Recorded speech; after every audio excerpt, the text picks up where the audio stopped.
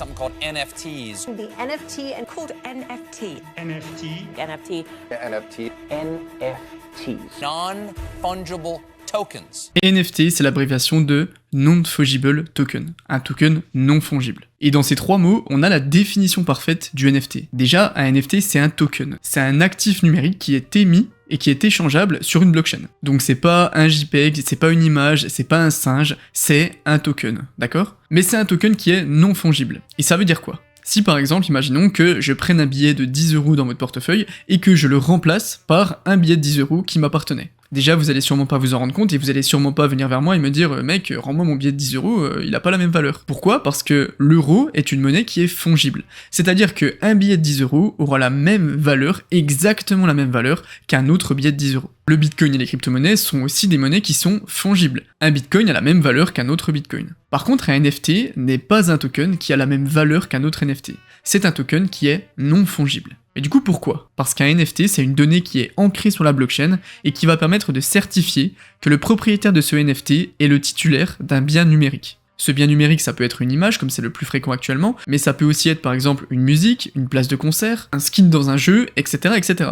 C'est une information et une entité numérique à laquelle on attribue une valeur. Et vous pourriez très bien me dire, et à juste titre, ouais mais en fait, ton NFT là, ton image, j'ai juste à copier-coller et terminer, je l'ai aussi. Certes, c'est vrai, mais en fait, ce qui donne tout l'intérêt des NFT, c'est que la technologie de la blockchain sur laquelle ils vont être ancrés permet de leur donner et de leur attribuer une rareté et du coup une valeur. Un peu comme les cartes Pokémon dans l'idée. On pourrait très bien dire que la carte du Dracofeu première édition qui coûte 50K, 100K et plus, je pourrais très bien créer une réplique et j'aurai mon Dracofeu première génération. Dans les faits, c'est vrai. Sauf que si ensuite je demande à des experts d'analyser ma carte pour certifier qu'elle a de la valeur, ils vont très vite se rendre compte que c'est une fausse carte et du coup qu'elle n'a aucune valeur. Ce qui va vraiment faire la différence entre la valeur du Dracofeu qui coûte 100 000 € et la valeur de ma carte réplique qui coûte 0 €, c'est le fait qu'on ait la possibilité de vérifier la certification et l'authenticité de la vraie carte. Et ben c'est exactement pareil dans les NFT, sauf que ce n'est pas un expert qui va vérifier si le NFT est vrai ou pas, c'est une technologie, c'est un algorithme, c'est la blockchain. Ces derniers temps, les NFT ont pris une ampleur de fou. Le volume des ventes de NFT a atteint plus de 24 milliards de dollars en 2021, contre seulement 94 millions de dollars l'année d'avant. C'est une technologie qui est clairement très récente. En ce moment, on entend partout parler des NFT. Que ce soit dans les médias, sur les réseaux, sur Twitter, sur YouTube, tout le monde en a parlé, et même des gens qui sont extérieurs au monde de la blockchain et à la crypto connaissent les NFT. Et la raison à tout ça, elle est assez simple. C'est qu'en fait, contrairement à des actifs fongibles, donc par exemple le Bitcoin, l'euro, etc., la valeur d'un NFT, elle est directement liée à sa popularité. Qu'est-ce qui fait la valeur d'un bien? Qu'est-ce qui fait la valeur d'un actif? Pour le Bitcoin, c'est tout simplement le ratio entre l'offre et la demande. L'offre, c'est le nombre de tokens en circulation. Pour le Bitcoin, il est de 21 millions de tokens et il ne peut pas augmenter. Et la demande, c'est tout simplement la pression acheteuse par rapport à la pression vendeuse. Si l'offre reste la même, comme c'est le cas pour le Bitcoin, et que la demande augmente, forcément, la valeur intrinsèque du Bitcoin va augmenter. Sauf que pour les NFT, c'est différent parce que l'offre, ça sera pas la même, puisque c'est un token non fongible. Ça veut dire que chaque NFT sera unique. Donc on peut pas se baser sur le nombre de tokens en circulation pour déterminer l'offre. Et la valeur d'un NFT, du coup, elle peut pas se baser sur l'offre et la demande, mais plutôt sur la rareté du NFT, un petit peu comme les cartes Pokémon. Plus un NFT est rare, plus la demande va augmenter, et du coup, plus sa valeur augmentera. Mais du coup, la rareté d'un NFT, ça peut pas se baser sur le nombre de NFT en circulation parce que tous les NFT sont uniques. Donc qu'est-ce qui va déterminer la rareté d'un NFT? Eh ben c'est tout simplement sa popularité. Qu'est-ce qui donne la valeur à un tableau de Picasso? Est-ce que c'est la qualité des traits, le style de peinture, ou alors est-ce que c'est le fait que ça soit Picasso qui l'ait créé? On est d'accord pour dire que c'est clairement la popularité de l'artiste qui va influencer directement sur la valeur de l'œuvre. Peut-être que dans le monde de l'art actuellement, il y a des tableaux de grands artistes, de Picasso, de Van Gogh qui circulent, mais ils n'ont pas été authentifiés comme étant des tableaux de ces artistes, de ces peintres, et du coup, leur valeur est beaucoup plus faible que s'ils avaient été revendiqués comme des tableaux de Picasso, de Van Gogh. Sauf que, avec les NFT, c'est plus vaste que ça. On est sur un système qui essaye de préserver l'anonymat avec la blockchain et les crypto-monnaies, et du coup c'est plus le créateur du NFT qui va influencer directement sur sa valeur. Ça peut l'être, mais c'est pas l'unique raison. La valeur d'un NFT, elle est influencée par la demande de masse et par sa popularité globale. Si une personne connue détient un singe en NFT, il a par exemple tout intérêt à se proclamer sur les réseaux comme le propriétaire de ce NFT, parce que tout simplement ça va permettre à son singe de prendre en popularité et donc en valeur. Et clairement, actuellement on va pas se mentir, il y a très peu de personnes qui détiennent des NFT pour l'amour de l'art numérique. On est d'accord, c'est un domaine pour l'instant qui est assez récent et qui est ultra spéculatif, Et donc 99% des gens qui ont des NFT, c'est des investisseurs et leur objectif c'est simplement d'acheter un NFT, que son NFT prenne de la valeur pour ensuite le revendre plus cher après. Et c'est pour ça qu'on a un tel engouement autour des NFT. C'est parce que la popularité a un impact direct sur la valeur. C'est pour ça par exemple que vous pouvez voir des footballeurs, des acteurs ou des chanteurs mettre leur NFT en photo de profil sur les réseaux. Neymar qui met son NFT en photo de profil, ça va forcément lui faire prendre énormément de valeur, tout simplement parce que ce sera plus un singe NFT, ça sera le singe de Neymar. Mais forcément cette popularité, elle entraîne un gros retour de bâton sur la masse, et actuellement les NFT souffrent d'énormément de problèmes. Actuellement, en 2022, et vous l'avez vu dans la courbe de tout à l'heure, les NFT sont encore à un stade très récent. C'était pareil avec les crypto-monnaies il y a quelques années. Les altcoins étaient considérés uniquement comme des actifs de pure spéculation, et petit à petit, l'aspect utilitaire des crypto-monnaies est en train de remplacer cette spéculation, et le marché est en train de prendre en maturité. Je dis bien petit à petit, ça prend énormément de temps. Et ça sera sûrement pareil avec les NFT. Mais je pense que pour l'instant, on n'a pas encore découvert toute l'étendue du potentiel utilitaire des NFT. Et on est en train de se rendre compte petit à petit l'intérêt et la révolution que ça pourrait être sur le monde numérique, et que c'est pas seulement des singes et des CryptoPunks qui se vendent à des millions d'euros. Et j'aimerais vous parler de 3 obstacles actuellement que rencontre l'écosystème des NFT, qui sont pour moi des obstacles qui devront obligatoirement être franchis si les NFT veulent évoluer et prendre en maturité dans le marché financier. J'ai fait pas mal de recherches sur les NFT et sur le fonctionnement à la source sur la blockchain des NFT. Et j'ai remarqué qu'il y avait pas mal de problèmes sur ça. Actuellement, tout ce qui touche autour des NFT, que ce soit les transactions, les échanges d'argent, la façon dont ils sont ancrés, tout fonctionne sur une blockchain. Et c'est un fait que les blockchains sont des gros consommateurs d'énergie. La blockchain Ethereum, qui est la plus utilisée de très loin, consomme actuellement plus de 99,8 terawatts d'électricité tous les ans. C'est plus d'électricité que, par exemple, la Belgique ou les Philippines. Et quand il s'agit de transactions d'argent, d'échanges de valeurs ou d'activités qui ont une vraie utilité dans le monde de la technologie, on peut se dire que, bon, la consommation de cette électricité en vaut la peine. On n'est pas dans un monde tout noir ou tout blanc, et la valeur ajoutée peut largement être bénéfique par rapport à la consommation d'énergie. Mais quand cette énergie, elle est utilisée pour acheter des singes avec des couronnes ou des CryptoPunks ou des licornes arc-en-ciel, on peut se dire quand même qu'il y a quand même un petit truc qui cloche. Le deuxième problème des NFT, c'est son existence et la manière dont ils sont ancrés dans la blockchain. Imaginons que vous venez d'acheter cette très belle œuvre d'art numérique pour la douce somme de 69 millions d'euros. Ouais, c'est vraiment son prix. Alors déjà, félicitations, vous allez pouvoir l'afficher dans votre salle à manger. Ah non, merde. Et en achetant ce NFT, vous venez d'inscrire dans la blockchain que vous êtes le propriétaire unique et certifié de ce NFT. Eh ben, pas exactement. Et vous allez voir que c'est assez effrayant. En fait, si on creuse un peu, et qu'on regarde les données de ce qui est inscrit dans la blockchain après votre achat, vous ne trouverez pas le nom de l'œuvre que vous avez achetée, vous ne trouverez pas le nom de l'artiste, vous ne trouverez pas non plus la photo de votre NFT. Non. Et pourquoi vous n'allez pas pouvoir trouver cette information? Parce que tout simplement, vous n'avez pas acheté l'œuvre en elle-même, comme on pourrait acheter un tableau par exemple, vous avez acheté le certificat de propriété de cette œuvre. Et c'est très différent. L'image que vous avez achetée, elle n'apparaît pas directement dans la blockchain. Qu'est-ce que vous allez trouver dans la blockchain par rapport à votre achat? Vous allez trouver un lien. Un lien sur la blockchain qui vous mènera directement vers la plateforme sur laquelle votre image, votre NFT est stocké. La plateforme la plus utilisée actuellement pour l'achat et la vente de NFT, c'est une plateforme qui s'appelle OpenSea. Donc vous cliquez sur ce lien, et là, vous allez pouvoir voir votre NFT qui sera soutenu non pas par la blockchain, mais par la plateforme de vente. L'image que vous pensiez avoir achetée et avoir certifiée pour toujours est uniquement vivante sur les serveurs d'un site internet. Et le problème de ça, vous vous en doutez, c'est que forcément, ça influe directement sur la décentralisation qui est le mot d'ordre de la blockchain et des crypto-monnaies. Parce que si c'est un site qui détient votre image et que le site meurt, eh bien votre image meurt avec le site. Et c'est exactement ce qu'on aimerait éviter en utilisant la technologie de la blockchain, c'est de ne pas avoir à être dépendant d'une autorité centralisée. Et pour les NFT, c'est en partie le cas. Et attention, ça veut pas dire non plus que le site qui héberge votre NFT peut se casser avec tous les NFT, parce que vous avez le certificat.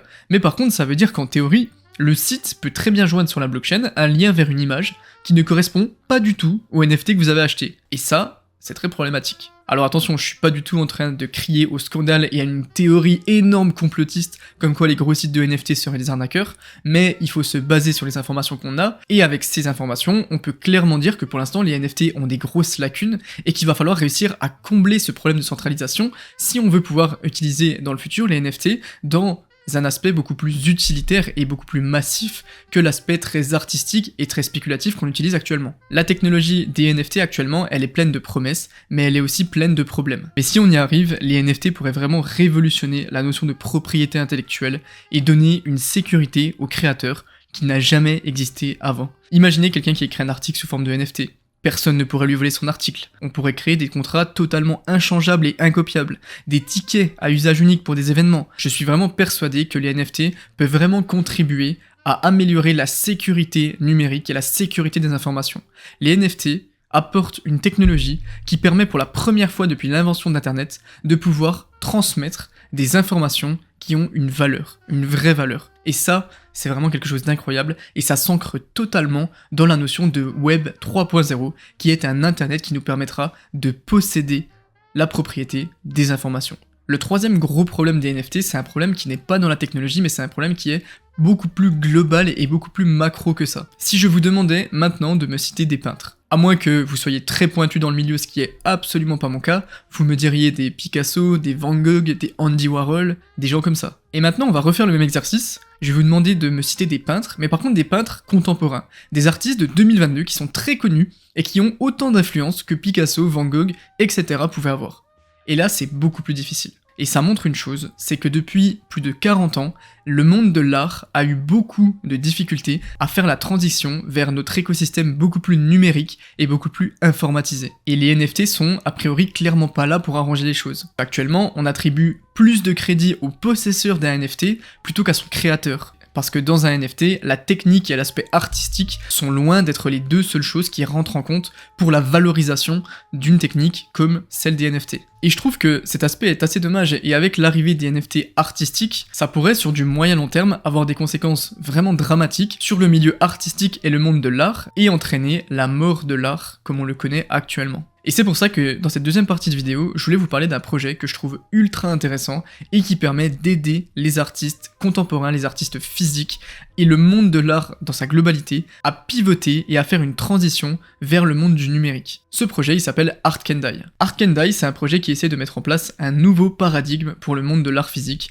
en créant tout un écosystème beaucoup plus dans la ligne du numérique qui va permettre de relier l'art et les crypto-monnaies. L'objectif, c'est de se servir de la crypto-monnaie pour tokeniser les œuvres d'art physique, et même celles des plus gros artistes qui coûtent très très cher. Et ce qui est cool avec ce projet déjà, c'est que si vous êtes un investisseur qui est très intéressé par l'art, mais que forcément vous n'avez pas les fonds pour rentrer dans ce milieu très fermé qu'est le milieu du marché des œuvres d'art, vous pouvez maintenant acheter une partie d'une œuvre d'art en crypto-monnaie, et en plus de manière totalement sécurisée puisque vous utilisez la blockchain, et en faisant ça, en investissant dans un milieu qui vous plaît, vous contribuez aussi à rendre aux artistes et aux créateurs un financement et un intérêt beaucoup plus important, puisque ça va leur permettre de présenter leurs œuvres au monde entier sans avoir à faire de campagne marketing, à devoir businessiser leurs œuvres. Je sais pas si ça se dit businessiser, mais vous avez compris tout ce que ça signifie. Un artiste actuellement doit avoir la double casquette d'artiste d'un côté et d'homme d'affaires, de businessman, et je trouve que c'est bien dommage parce que c'est forcément au détriment d'un aspect artistique. La team derrière Art Can Guide, elle est vraiment intéressante parce que en plus d'être des pointures dans leur domaine, elle regroupe des personnes qui sont spécialistes en blockchain et en crypto-monnaie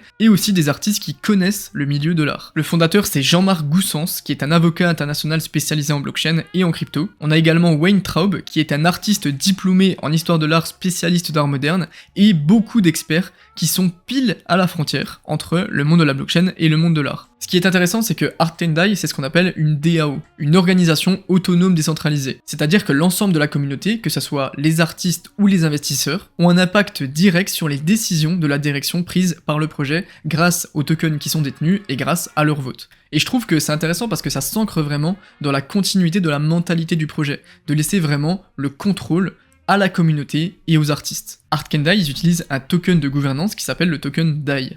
DAI, c'est la crypto qui va permettre de gérer tous les échanges sur la plateforme, les investissements dans les œuvres, les récompenses des artistes, il y a du stacking, etc., etc. Le token, il est multi-chain, c'est-à-dire qu'il est dispo à la fois sur la Binance Smart Chain et sur la blockchain Ethereum grâce à un pont interchain. Il y a déjà eu la vente privée du token DAI qui s'est finie avec une vente de plus de 400 000 $, donc c'est déjà très très bien. Et en ce moment, il y a la vente publique du token DAI qui a démarré. Ils ont déjà réussi à lever plus de 100 000 $ en une semaine à peu près, et le token token il se vend actuellement à 40 centimes. Je trouve que la tokenomique du DAI elle est vraiment pas mal. Il y a 21 millions de tokens en circulation, donc comme le Bitcoin, 7 millions qui sont à vendre pour les investisseurs et 4 millions qui sont uniquement réservés pour les artistes. Ce qui est cool avec ce projet, c'est que c'est pas uniquement une plateforme qui s'occupe de tokeniser des œuvres d'art et qui prend son profit derrière. Pas du tout. C'est tout un écosystème qui permet d'accompagner, de mettre en valeur des œuvres physiques en utilisant la tokenisation pour convertir ces œuvres en NFT. Ils accompagnent déjà pas mal de projets malgré qu'ils soient très récents. Ils ont essayé de montrer au grand public des projets concrets avant de se lancer et honnêtement, on est sur des projets de qualité. Ils ont accompagné par exemple un alpiniste et un réalisateur français qui s'appelle Jean-Marie Jourda dans la production de son film Everest Recycling, qui parle des problèmes environnementaux sur l'Everest. Ils sont montés sur l'Everest avec ce réalisateur et ils s'en sont servis pour leur slogan, le token DAI est le token le plus proche de la Lune. To the Moon, vous connaissez, je trouve que c'est assez stylé. Ils sont aussi en soutien de Fanapest, qui est un groupe d'artistes contemporains thaïlandais de plus en plus influents. Ils ont travaillé avec Gucci, avec Vogue, ils ont fait une expo sur les écrans géants de Times Square, donc quand même, hein. Ils travaillent vraiment avec pas mal de projets ultra intéressants et vraiment humanistes. Je vous mettrai tous les liens en description si vous voulez aller voir plus en détail. Mais ce que j'aime vraiment avec ce projet Art Can Die, c'est qu'ils essayent de collaborer avec des projets qui ont des vraies valeurs. Et j'espère que ça continuera, mais pour l'instant, c'est des projets qui sont vraiment triés sur le volet, qui ont un aspect ultra humaniste et ultra bienveillant, qui essayent de joindre l'art pour défendre une cause qui est très noble à chaque fois, par exemple avec l'Everest, le recyclage, la pollution sur l'Everest, etc. Et le dernier gros projet en date, c'est un projet qui s'appelle Director Jack. Director Jack, c'est un artiste anonyme qui a mis tout un mythe autour de lui, comme quoi il vivait dans une capsule dans l'espace et qu'il communiquait avec la Terre grâce à ses œuvres. Pour l'instant, il a créé que des œuvres qui sont numériques, et Art Can Die va soutenir la première exposition physique de Director Jack, qui va enfin arriver sur la Terre, où le public pourra pour la première fois voir ses œuvres totalement physiques, et c'est Art Can Die qui va soutenir ce projet. Art Can Die, ils vont également mettre en place leur DAI Metaverse en 2022, qui sera un métaverse qui tourne autour de l'art et de la technologie. Le marché de l'art, c'est un marché qui actuellement représente entre 70 et 800 milliards de dollars. Donc c'est un marché qui est énorme, mais qui est actuellement très privé et réservé à un groupe très restreint d'investisseurs. Et je trouve qu'avec le développement des NFT, un projet comme Art Can Die, ça peut permettre de démocratiser le monde de l'art aux investisseurs, et de l'autre côté de créer un pont, de créer une passerelle entre le monde virtuel, le monde numérique et le monde de l'art, ces deux milieux qui ont trop souvent été cloisonnés, et ce genre de projet ça permet vraiment d'essayer de les relier pour faire quelque chose de bien, et pour que l'art et les artistes contemporains puissent être récompensés à hauteur de leur travail en fait, parce que c'est très compliqué d'être un artiste actuellement, et le monde du numérique est notamment assez responsable indirectement de ça. L'objectif de cette vidéo, c'est pas du tout de vous dire si les NFT c'est bien ou pas. Il y a une chose qui est sûre et certaine, c'est que les NFT, c'est une technologie qui est ultra intéressante pour le futur.